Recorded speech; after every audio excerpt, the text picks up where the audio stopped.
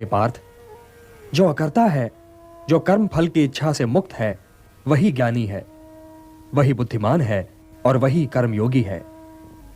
उसके लिए उसका कर्म ही कर्म फल भी है, और इसीलिए वो एक कर्म के पालन के उपरांत कर्म फल की प्रतीक्षा में नहीं ठहरता, बल्कि दूसरे कर्म की ओर बढ़ जाता है। उसके ज्ञान की अग्नि मोह, क्रोध, द्वेष, आकांक्षा, लाभ, हानि, सुख और दुख के मैल को जलाकर उसके कर्म को शुद्ध कर देती है, और उसका कर्म अकर्म बन जाता है, और वो कर्ता से अकर्ता।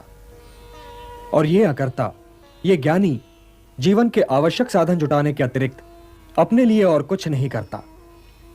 उसके शेष कर्म समाज कल्याण के लिए होते हैं।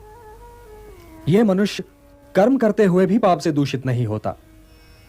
उसका जीवन तो स्वयं ही समाज के लिए कल्याणकारी हो जाता है। हे निष्पाप अर्जुन, ऐसे ही व्यक्ति का जीवन यज्ञ है। तुम भी अपने जीवन को यज्ञ बना लो और उसके हवन कुंड में अपने कर्म फल की इच्छा, मोह और क्रोध को आहुतियों की भांति जला डालो।